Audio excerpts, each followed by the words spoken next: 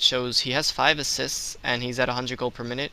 Akian Hellbringer has a lot of solo time, but he's actually only at 150 gold per minute with 29 and 15 creep score.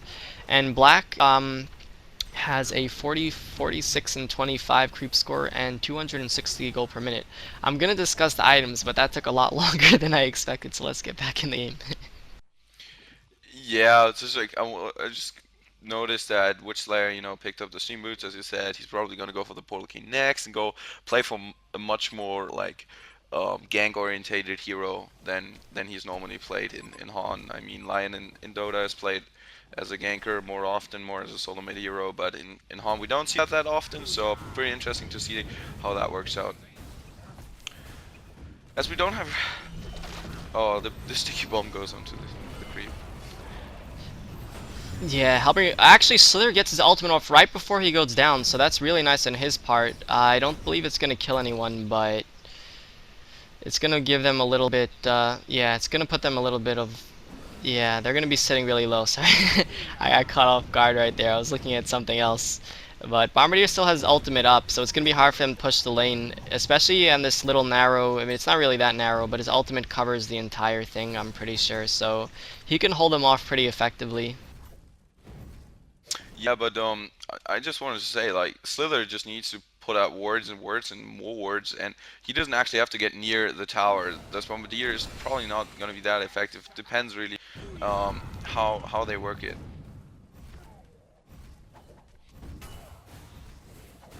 Yeah, group up in middle, potential action. We have a lot of Online Kingdom players coming in. Slither spamming his wards, going to give them some vision, especially Andromeda coming in with his Aurora. Swap onto Witchslayer. He's going to go down really fast. Common Sun coming out.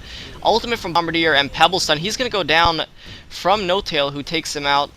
And wow, I think that's going to be it. Hammerstorm going to throw out his hammer and a deny coming out. So a lot of action coming out, but only 2 heroes going down in that exchange. So wow, it's incredible to watch because there's so much damage coming out between Pebbles, Bombardier, and Soul Stealer and Slither and Hammerstorm. And at the end, only 2 heroes and a deny. So you have to figure Online Kingdom's happy with that. The kill did go on to Magix playing the Pebbles. I don't believe he has his portal key yet. Where's he sitting at? He's actually 30. Huh. He may have. No, he actually opted to go for Steam Boots, and he has a Chalice and Power Supply. So interesting decision right there. I guess he feels he needs the stats and survivability, which isn't a bad thing. We have Bombardier. I guess I'll take the opportunity to go over some items. Sitting at a bottle, power supply, and plain boots. Andromeda has plain boots and some stats and a teleport. Let's see the carries. We have Black on the Flint Beastwood has Steam Boots and a Mighty Blade, so I assume he's going for a Shrunken Head first. Typically, if he was going for a Frostburn, he'd be going the Firebrand. We have a swap coming out on Soul Stealer. He has a haste, I believe, but he's going to get stunned and comboed by Pebbles. Nice job taking him out. Definitely made him pay. They saw them going for the rune and they risked it, and yeah, it cost them right there. So well played by Online Kingdom. They saw that coming and they were ready for it.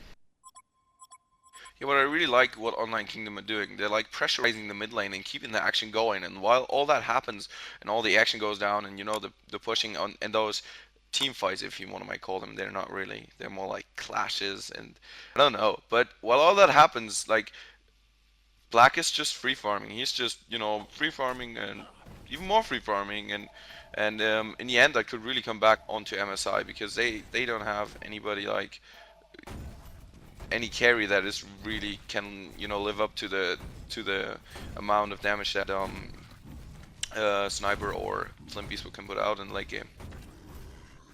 Yeah, actually, that's why I mentioned in the beginning. Soulsteel and Flint Beastwood are pretty on par in my opinion. Although, given the similar amount of farm, Flint Beastwood is definitely the stronger of the two. But Soulstealer just has that edge, of course, with his Demon Hands. He can farm that much faster.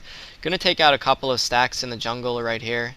Actually, I wanted to just mention he chose to go for Steam Boots and some bracers. So it's like I said, there's so much burst damage in Online Kingdom's team that he wants that early HP to survive if he ever gets initiated on. So I think it's a pretty safe, safe decision on his part. If he goes for like the braces first, do you reckon he will go for do you think he will skip the portal key altogether, or do you think he will just get the portal key and then the shrunken head, or get the shrunken head and then really late the portal key? Yeah, actually, I was gonna say that typically, if you see them getting bracers early and steam boots, especially the bracers, you can say that he's not gonna go for a shrunken head. Although I'm probably shooting myself in the foot, but I would say he's gonna go for something other than a shrunken head as his first major item. Yeah, but what I don't like about that is that, you know, Shrunken Head does not only give you survivability, but it also gives you maneuverability. You know, you can position yourself very much properly as Slither gets taken out by Pebbles here most likely. Yeah, no chance in hell. But it gives you a very easy time positioning yourself. Solskjaer gonna cut out Hellbringer ultimates, and Solskjaer gonna try to get his ultimate off before he does manage to get it out, but Pebble's gonna toss him and kill him. Hellbringer going down. I believe it was to Iglesias ultimate, so well played over there. Hammer coming in, but he's such a low level and has no survivability. Gets taken out so fast by that Bombardier. And Witchslayer is going to try to make it out alive. He's being chased by Bombardier, and an ultimate from Flint Beast. We're going to kill him. Black on an ultimate warrior streak, so that's... You see right there, just the pure burst damage is just too much for MSI to handle. They really, I believe it was the second game. We saw that in the first game as well, where one team had so much burst damage, the other team just couldn't cope with it. Yeah, I definitely see your point, and I especially like that the double mid lane really worked out for them, because you know they dominated the lane pretty much, got some easy kills, which makes up for the loss to an extent that you get from, you know, putting two solo heroes in a dual lane. And also, as you said, there's so much burst potential, and the Legion team, they're not exactly tanky or beefy by any means. Most of the heroes pretty squishy, to be honest. And also, like Bombardier's burst damage, he can, you know, his ultimate, it deals so much damage, and he can just put it on anywhere. He doesn't need to position himself. He can just deliver the burst damage wherever it is needed, whenever it is needed, and that is just so huge. And I think he's going to be perma-banned after this tournament. I'm pretty sure about that. Yeah, when he first came out, I kind of considered him to be in the same mode as Chipper, but you see right here, his burst damage and his harass is, I'm going to say, off the charts.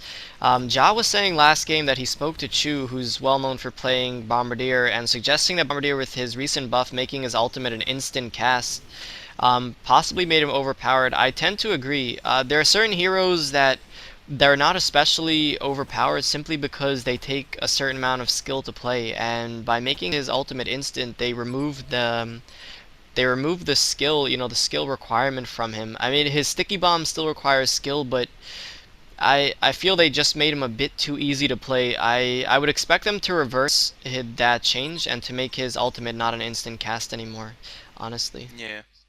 Definitely, like especially after I've seen Chu playing him, like Chu used to hit like the ultimate like the Bombardier does now, and you know, consider that to come into effect it's like Tundra. Tundra is another hero that really scales. The better the player on Tundra, the better, you know, Tundra gets. And if you have a top-notch Tundra player, then he's probably one of the strongest heroes in the game. Whereas if you have a shitty Tundra player, then the hero is kind of useless. So it really depends on the skill of the player. And you know, making his ultimate and insta cast definitely took away a lot of skill that it took to use him.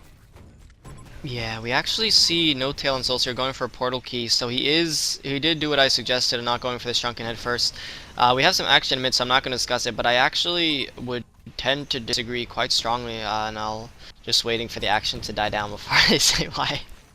Although maybe it's pretty obvious. As Swap coming out onto Solskjaer, he's going to take it down really, really fast. A combo from Pebbles, yeah, he's going down, no problem. Hammerstorm chasing Andromeda off to the side, so their ultimate going off. Pebbles going to be taken out, I believe it was by bot. I saw a silver bullet coming out, and a lot of chase going on onto Hellbringer.